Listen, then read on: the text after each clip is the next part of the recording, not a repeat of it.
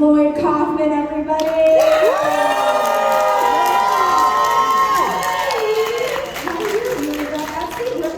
Thank you. Oh my gosh. Hi. Keep it going, guys. And to Quebec, ladies and gentlemen, the greatest moderator. And today, she's the Troma moderator. To Quebec, ladies and gentlemen. I adore you. You're going to make me cry. You're seriously the greatest. I adore everything about you. I adore everything about Troma. Thank you for being back here at Spooky. This is exciting. Well, thank you, and thank you, the distinguished panel. Babette is the star of our up-and-coming movie that we're editing, Curse of the Weird Deer, an anti-hunting movie. And Athena, we've worked together for many years, and we're in a movie together. What's the name of that? The Killing Game. The Killing Game, not directed by Lloyd Kaufman, so it's going to be good. And over there we've got, looks like Ryan Reynolds.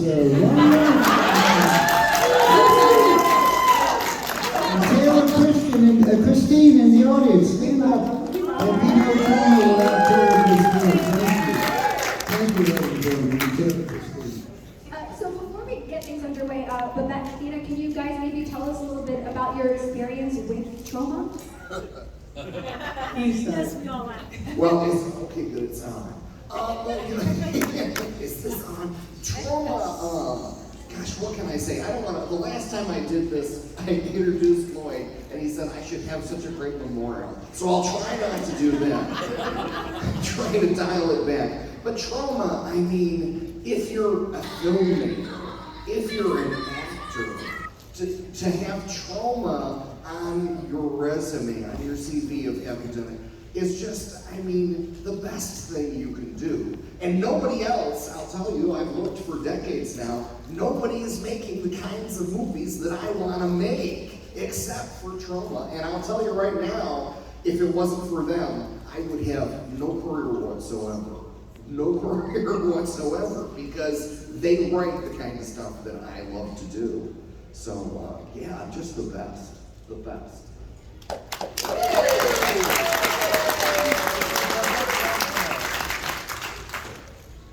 So I've been in the independent film community for over 20 years now. I started with Toe Tag Pictures from Pittsburgh, Pennsylvania, way back in the day. And about 7 years ago or so, I ended up becoming a Tromette with Lloyd. And ever since, now I've got a couple of my movies on Troma now. Tell us exactly what is Troma. Because Governor DeSantis didn't like to subscribe.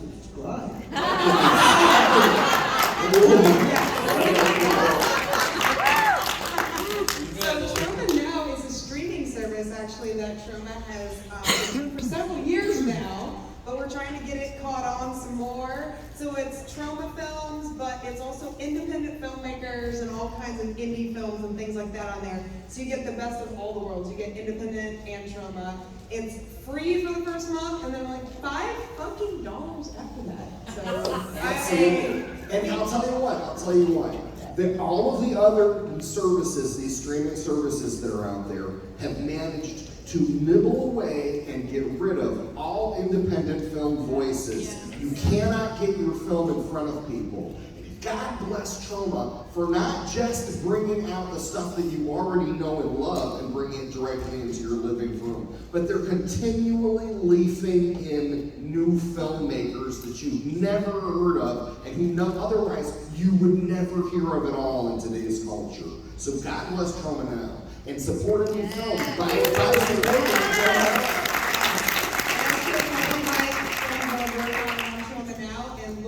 as he mentioned, he and I are working on The Killing Game, and I got to go to New York and film some stuff. I got to visit Tromaville, which was like a dream come true, honestly, so that was really cool. But yeah, big in the independent film, and without Lloyd as like one of my mentors growing up, I would not be fucking sitting here right now. So, the man, Lloyd Kaufman.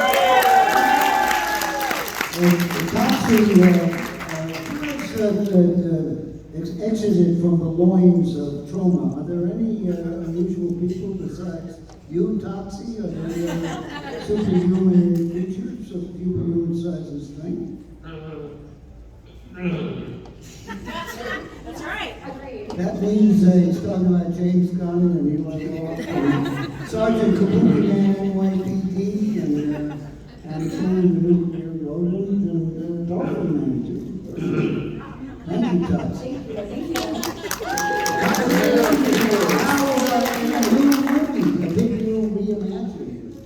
Billions of dollars. It's finished, and I'm only producer in name, but young director Macon Blair, who's a Sundance favorite, wrote the Green Room and some very other good movies, and made one movie called I Don't Want to Live in This World Anymore. And legendary films. He brought you Pacific Rim and Godzilla vs. Kong and stuff like that. They showed a lot of courage in hiring Macon Blair because it's a $1 billion movie. So I think it's gonna. I've seen it. I think the Troma fans. I think Kid Cadet is a very tough critic, but I think you're gonna like Kid Cadet. Sorry. Took him out of ass in the 60s. I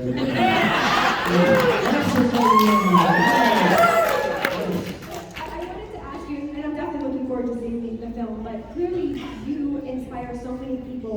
I want to know what inspires you. What do you pull inspiration from? Whether it's from Shakespeare or what other things do you pull inspiration from, Lloyd? Well, the young people.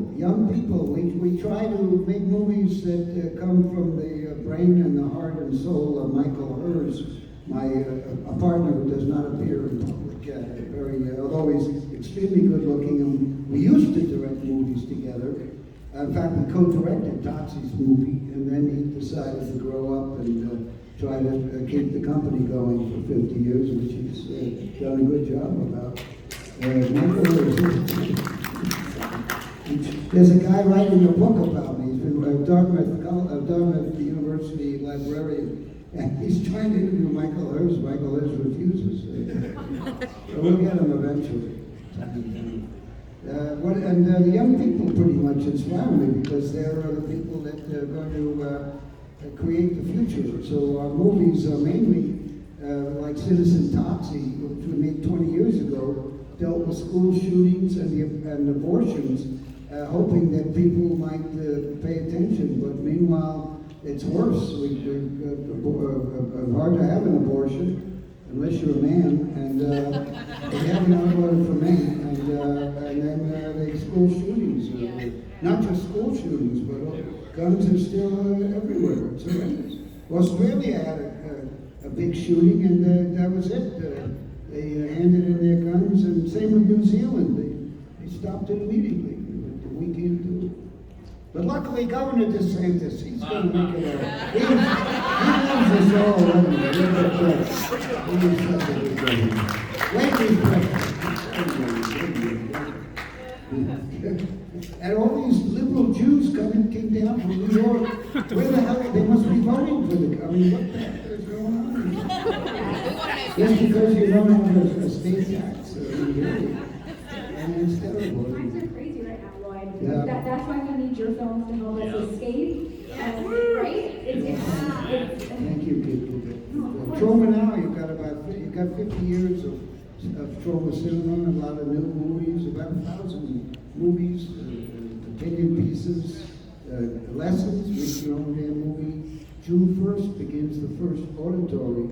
I don't know what that word means. A book of mine. Make your own damn movie. You can listen to it while you play with yourself, or you jog, or drive, or Multitask, yeah. very inspiring. I know. Oh, go ahead. I know we're about to celebrate. Is it Toxie's 40th birthday? Is that what we're? Yes, it is. Toxie's 40 years old.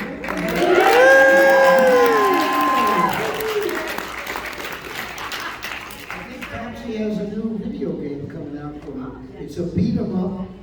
You can make a wish on Steam, and they played it in our office, and young people really enjoyed it. Retroware made this Toxic Crusaders film. And it's got a lot of, it's not just Toxie, it's got the Crusaders, Kabuki Man, Tromaville itself. We're gonna have fun with that. The So I don't think- Toxic Crusaders is amazing to me because I'm just in a generation that missed that. I was not on my radar. But when I go to a film set, everybody on set has Toxic Crusaders characters all over themselves and tattoos and whatnot.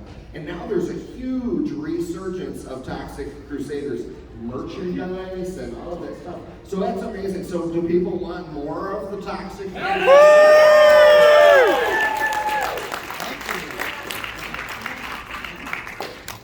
Before we go to some questions from the crowd, I wanted to ask about working with the wonderful Lemmy from Motorhead. I know Great to know about your experience with Lemmy. When did you guys visit? Lemmy was a very nice man, very well educated, very nice. I met his son also, who, if he asked you to guess who his dad was, you would never guess Lemmy. But Lemmy was the greatest, and we went out a few times. He mainly went to strip clubs, but he didn't drive, so I got to drive him around LA a bit. And of course he acted in, starting in Romeo and Juliet. He had the most lines in Romeo and Juliet. And of course, you can't understand him because he was really high and drunk. But the later films we gave him subtitles. But absolutely a good guy, and I miss him. And we made a very nice memorial video dedicated to him. And we dedicated Return to Nukamai, the second He volume. played the President of the United States. He played the President of the United States. Yes, and to certainly be better than what we got. Thank you for asking about Lemmy. I met Lemmy once, and I told him, I said, Lemmy, I'm the guy on the other side of the phone in your Troma thing. And he said to me, so if anybody can translate Lemmy to me, I love But he was a historian, and his apartment was decorated with World War II memorabilia, and he had a Nazi costume. And a guy who worked for us, who in our little office in Los Angeles, put it on and had a picture taken of him. So I immediately put that up on the internet. I didn't put it on any Troma stuff. I just put it on. I had a lot of fun running away from you. Well, and starting with you guys, we're going to take some questions from the crowd. I see we already have our first willing victim. What's your name? Hi everybody, my name is Brian. Hi, Brian. Hi, Brian. So I'm 45. I grew up in a house with cable in the 1980s, so I saw Troma movies when I was way too young to see Troma movies. It warped my head, but now I work down the street, I work at Universal, and every year I scare act for Halloween Horror Nights.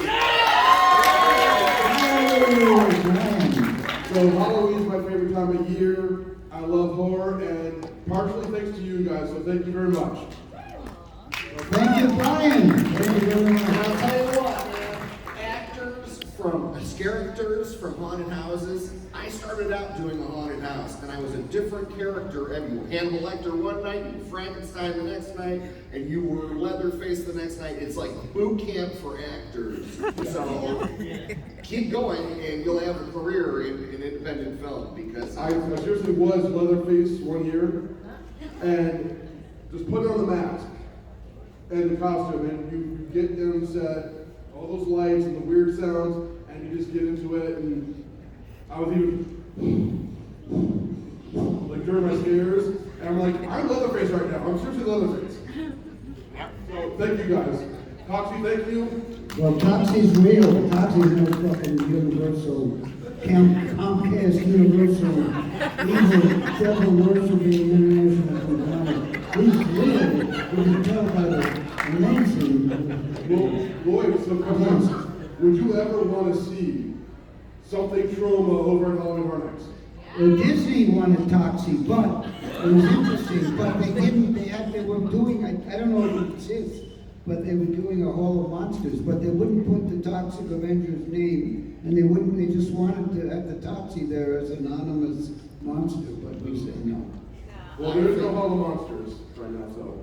Well, good. The mouse is pretty scary. It'd be amazing if there was a Tromaville theme park in New Jersey. Right off the exit. It's a nice thought, thank you. Thank you for your question. Did you have a question back there? You're just hanging out against Thanks, the wall. Brian, thank you. All right. Microphone right over there. What's your name? Hi, I'm Joe. Hey, Joe. I have 2 questions, if that's okay.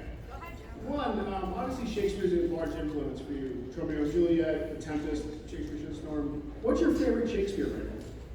The Tempest is my favorite Shakespeare play, hence hashtag Shakespeare's Shitstorm, and I wanted to wait during the Romeo and Juliet that James Gunn wrote. I would have done The Tempest, but I wanted to wait till I was older and I could really feel what Prospero went through. He's old, he's losing power. I'm sinking deeper and deeper into the reeds of the underground, but like Prospero, I make magic. The Tempest has a monster, it's got a lover, a loving couple, a beautiful romantic couple, it's got a fairy in it, it's got Troma written all over it, and hashtag Shakespeare's Shitstorm, which might be the last film I direct, I hope not, but it's my most personal movie. I hope you get to see it. And by the way, there's nothing in a Troma movie, you know, some of the critics, they call us exploitation movies. You know, that Maverick Top Gun exploits Tom Cruise. I mean, everything is exploitation. And I've been naked in Return to Nukem. I did the, what do you call it, the cannibal, what's the, Silence of the Lamb, Buffalo Bill thing? Yeah, I did it, and I asked one of my daughters to film it, but she refused. We had a standby camera person. But so there's nothing that's in any of our films that Uncle Lloyd hasn't done, just in case people, a lot of people like to badmouth me for saying that. It's not true. His best acting is in Shitstorm. Yes. I'm just going to say that flat out. If you haven't seen it, Lloyd's best performance is in Shakespeare's Shitstorm. And I'm going to say the genius of Lloyd Kaufman as far as marketing goes. When you have a movie that has shit in the title, right there in the title, there are inherent marketing problems to that. People don't like to put the word shit on a marquee. People don't want to share. In a world where everybody's grandmother is on Facebook, they don't want to share shit in their feed. No, it's a stupid title, no question about it. But the genius... We were in one festival, Fantasia, and then that was it, no festival. But the genius to subvert that, like I messaged him about this, the genius to subvert that was that he added the hashtag to the very title and marketing of the name of the movie. So every time you write the name of the movie, whether you want to share it or make it go viral or not, it automatically does because of that hashtag you put on that title. So that's a genius marketing moment that I think nobody is recognizing happen. And I think it's the first movie to ever do it. Well, thank you. I didn't know that, but thank you so much. But the hashtag also signifies the evils of some of the. We have a First Amendment. We can say anything we want in this country as long as we don't say anything. And the movie has a lot to do with that theme, as well as the fact that drugs have been pushed on the American public for 50 years. So, of course, we're going to have an epidemic of opium and fentanyl and every kind of drug. Just watch television every 5 minutes. Drugs. Big pharma. Children of the army for 50 years. So it's what do you call it? Normalized. Taking a pill is normalized. Doesn't matter what it is. I know because I took a lot of it. You said you had a second question. Thank you. Yes, this one's more from a personal nature. My fiance and I are huge Troma fans. Our whole relationship is drive-in, Troma, that's kind of our whole deal. As Beck can attest, we got engaged at Joe Bob's Jamboree last year. So what I want to have... That got engaged? No, my fiance and I, Beck was there. That's a Lloyd to officiate our wedding. I wanted to officiate a Kid Cadet's wedding, but unfortunately I had some kind of, somebody died or something. No, somebody died. But I have officiated Aubrey, who's one of our Troma family members here at Spooky World. Talk to him. I actually, it's on YouTube, I think. Aubrey and Christy, about 10 years ago. Still now? Can you do it right now? No. Not if you make arrangements. Come to the booth, I'll give you my card, and we'll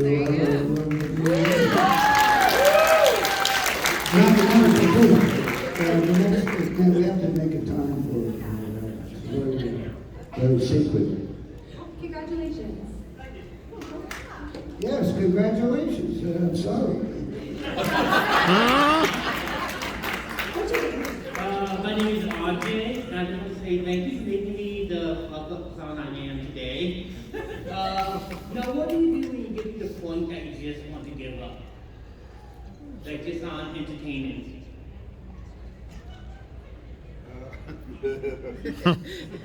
But back to I get to that point every morning when we wake up. I'm waiting to join you, Lord. I think that's, what's that? Don't leave us! Oh, thank you, that's very kind of you. I think it's clear, Troma's the only independent movie studio in 50 years. I don't think Michael Hurst and I are giving up. We revel in failure, as a matter of fact. It's kind of interesting to have a small cult following, because you don't have to have your movie ready like the big movies have to be ready. They have to, before they even, my sister and her beloved are art directors on the big movies, and they set the release date before the script's finished, and in many cases, the script is being written while they're filming. It's insane. And James Gunn made a very good speech about it, saying that whilst he is going to do the DC movies, they're going to have good script, plenty of pre-production, and make a brilliant movie. And that's good advice. That's the silent horror of what's going on with the AI, because the scripts are being written 2 seconds before they're being filmed, and that doesn't leave a lot of time for creativity amongst artists and actual writers to sit down and do that. So the Are days. you saying the Raiders of the Lost Ark with the 80-year-old guy is written by AI? It wasn't that good, but come on. Answer a lot of questions. It would certainly, but yeah. Thank you, Rebecca Bombshell. Don't give up. Don't give up, whatever you're doing. You'll still discover a cure for cancer, I can see it. Who doesn't have cancer, by the way? Anyone over 50, everybody I know has got cancer. I guess the environment and all the crappy food. Anti-McDonald's, and I think a lot of that stuff is bad for us, although it's all Twizzlers! Vegan. What's your name? Chris, I got 2 questions. Any advice for younger directors, and also what are your favorite movies currently? Now then, what do you say? You're an artiste. Young people. The thing that I would say to young directors is be careful of the trend that I see everybody doing, where they sell producer credits. Okay, where people will auction off for their credit. They'll call somebody a producer who just sent them their beer keg money. And the problem with that is, it's great, you'll get money for your independent film, but the problem is, when you go to look for a producer, being a producer in film and cinema is an actual job. It's not something, so you end up having an ocean of people with producer's credits, and they're not actually producers at all. There's actually a lot of work that goes, into filming and producing a movie. So I agree with you, man. Totally. Exactly. So I would say, don't cut off your horizon for today by selling producer credits to people who aren't producers, because it'll make your life harder later on. Well, there's a decision to be made at the crossroads.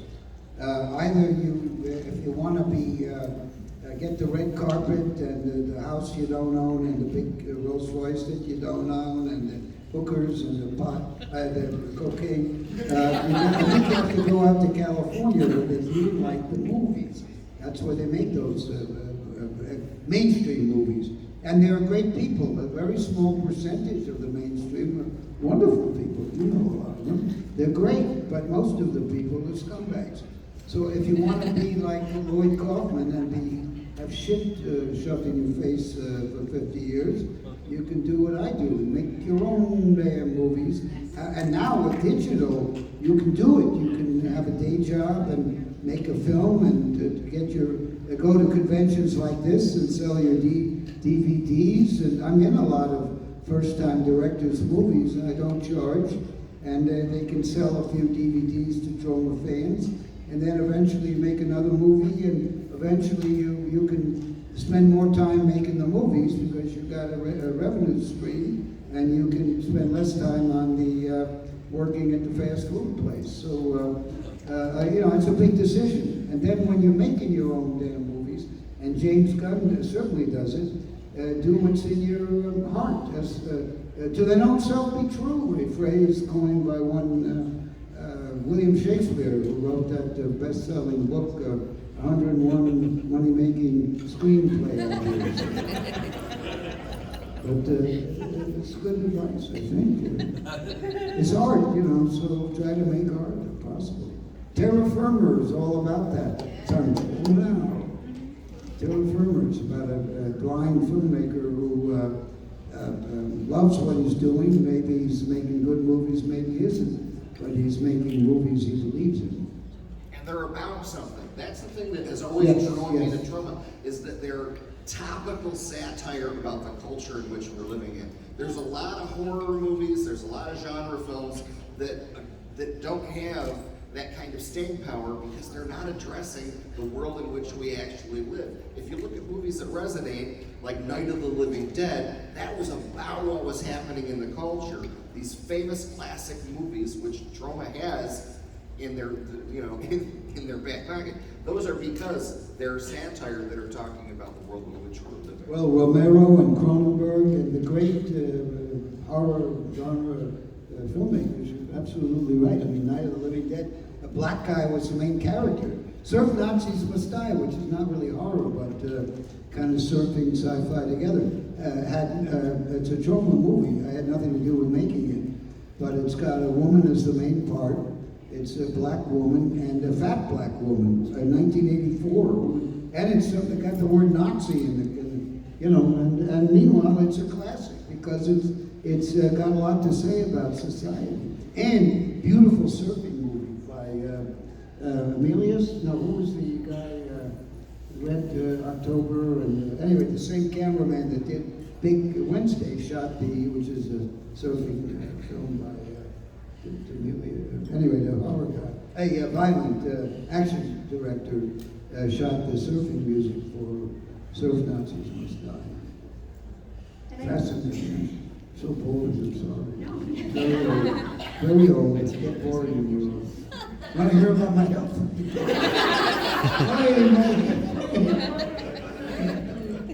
And I mean, the second part of your question was favorite movie currently? Is that the okay for all four of y'all? Toxie, favorite movie currently? I mean, very good choice. Well said. Yeah. It's a matter of few words. My favorite films? Currently, or I think that was your question, correct? Yes. Yeah, currently. What are you watching? My current favorite film. Well, my current favorite film. See how well I've stuck my tutelage under Lloyd, is Curse of the Were-Deer, which I star in, coming out through Troma Pictures. I got to play a sheriff. I got to play a country sheriff and do nude scenes and be attacked by creatures of the night, so it was right up my alley.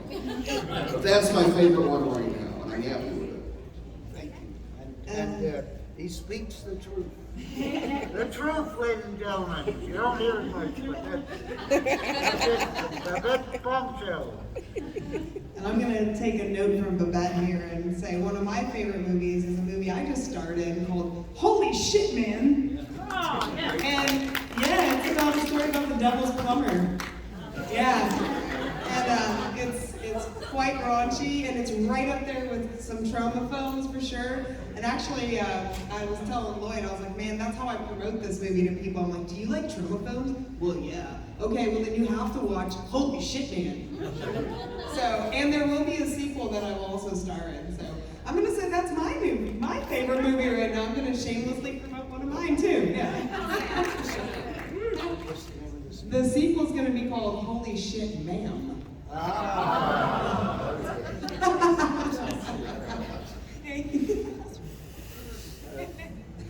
haven't seen much, but I very much liked a movie that's online, but starring and produced by Audrey Plaza, who was in The White Lotus. Audrey Plaza. Have you seen? It's called The Girl Criminal. And it's very, very good, and it's great because it has a lot of Arabs in it, and there's fucking, but it's a wonderful movie, and I don't think it shows courage on the part of Audrey Plaza, who's terrific.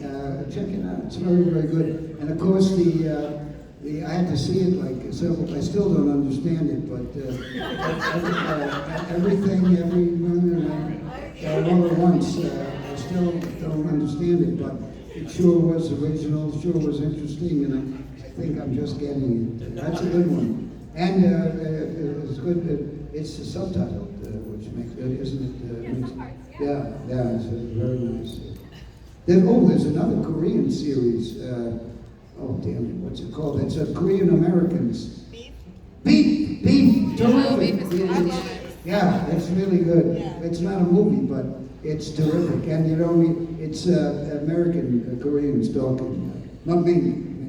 It's really good. It's fantastic. And now speaking of like series of going for like cinema, because the series, these short limited series seem to be the way that a lot of these the industry is going, or a lot of the audience is hungry for that. Has Troma ever thought about doing a limited series where where that Troma universe could sort of be explored in a limited series?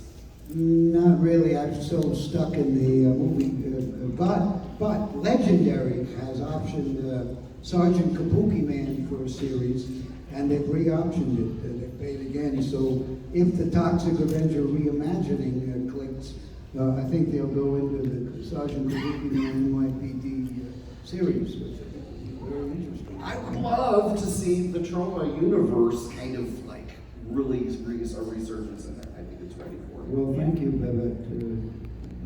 Maybe you can write something. We don't have any money, so. But if there are any people out there that want to buy a producer's credit, actually, I've got a producer's credit on the Toxic Avenger, a $1 billion movie. I gave them notes, but they totally ignored. But other than that, I've done absolutely nothing. But I didn't have to buy it at least. But you're right, most of these big movies, and you count the producers, there's like 15 of them. What do they do, all these producers on the movies, the big movies? What do they do? They used to just call those backers. But they don't back the movies, do they? Well, financially, but Well, that's about it. maybe they get the money. Yeah, that's what they're doing. They're selling off producer credits for the money to Oh, match their oh. films. Yeah. Well, Fair enough. Troma's perfectly corruptible. All right, so we got time for these 2 more questions. What's your name? Hi, I'm Anthony. And my question is, so Toxic Avenger, the musical, were you guys involved with the making of that, or was that just something that someone else did? The Toxic Avenger musical, if you haven't seen it and it plays somewhere near you, go see it. It's terrific. I hope you liked it. Oh no, I loved it. It's wonderful. They've captured David Bryan, Bon Jovi's keyboard guy, and Joe DiPietro, a Tony Award-winning theatrical director. They've captured the humor of Tromaville, but they've been able to mainstream it for the little old ladies who come to matinees and the gents who have the barbells through their noses. And it's a wonderful musical. I came to the first reading and gave them notes, and again, they ignored it, but it's terrific. It's really, really good, and I can't take credit for any of it other than it based on the character that I created, but I do love it. And it's the only thing that my wife can take her junior league friends to see that I'm associated with. In New York, it ran for a year. She must have taken 50 different people, and she had to buy the tickets, of course. Which other Troma character or Troma film do you think would make for an excellent musical? Well, there is a lady, a producer who's trying to put a musical together based on Poultrygeist, Night of the Chicken Pit. I don't know how that will be done, but certainly they probably won't be listening much to me. But the movie is my foul movement. Poultry, foul. Good question, though. Thank you for the musical. It really is great, and you can go on Spotify, listen to the music. Very clever, and the tunes are, you go out and singing them, not like that Stephen Sondheim. Although he's great, I mean, Assassins was terrific, but you don't exactly go out whistling the tunes. Ku Klux Klan, I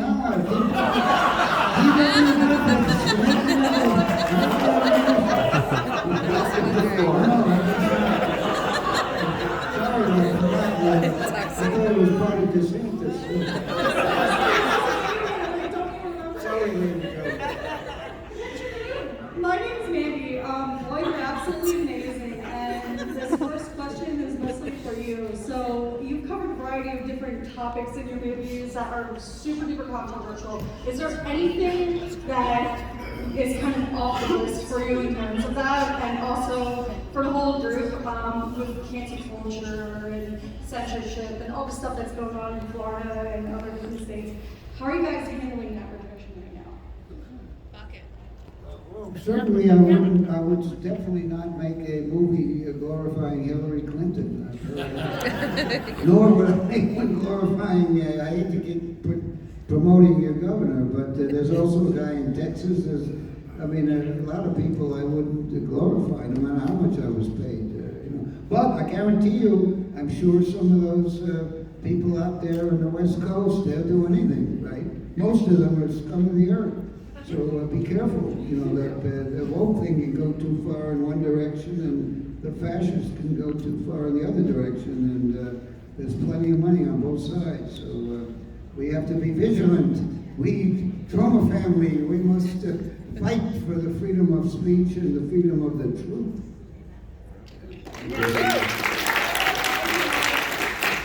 And that's all this anti-Semitism that's suddenly come up. These basketball players hate the Jews. What do we do? Anyway, please.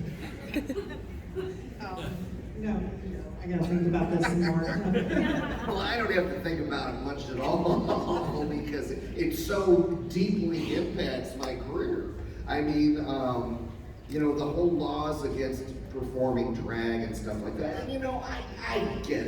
I get it. I've seen drag change since I started doing it. My inspiration was divine. I wanted to offend everyone. I don't like to offend one person or one group of people. I want to offend everybody. The liberals, the conservatives, I want everybody offended. And now, it's at the point where if I came to Spooky Empire today in drag, the way I have many, many times, I could have somebody take a picture with their kid and then get shot the next day in the street for it.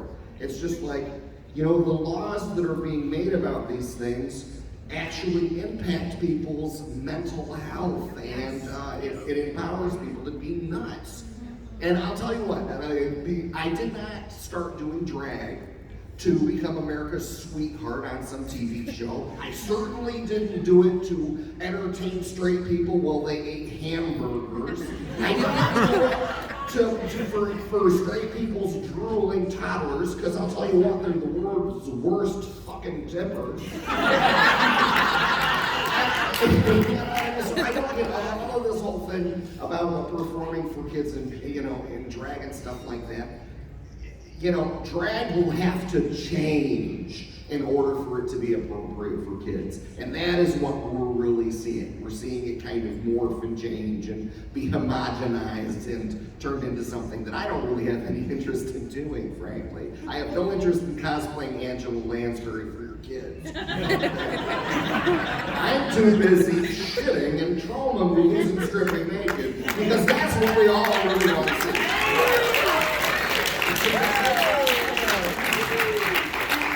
That's my 2 cents. And I was going to say, the future is definitely bright with you, Babette, and with you, Athena. Thank you. I mean it. You guys are like keeping Troma alive. This thing isn't going anywhere, and we need the next generation. We need more people like you guys putting out what you guys put out, being authentically you. And that's what Troma is all about, is being your authentic self.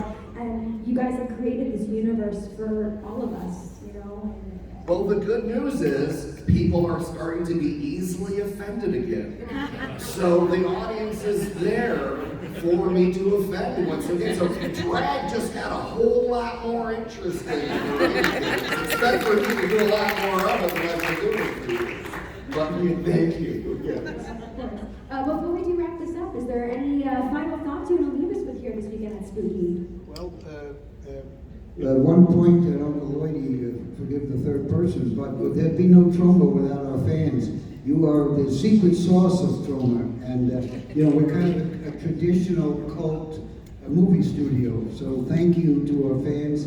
Thank you to Kit Cadet, and thank you for Pete at Spooky World for bringing me in. That alone took a lot of guts. So we really admire people.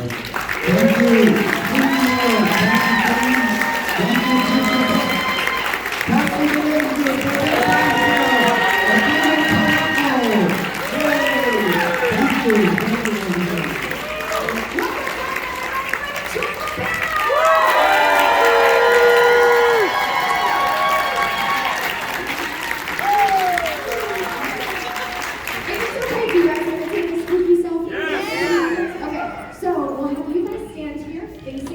The wall, and if you guys want to come up here, we're going to take a big group picture.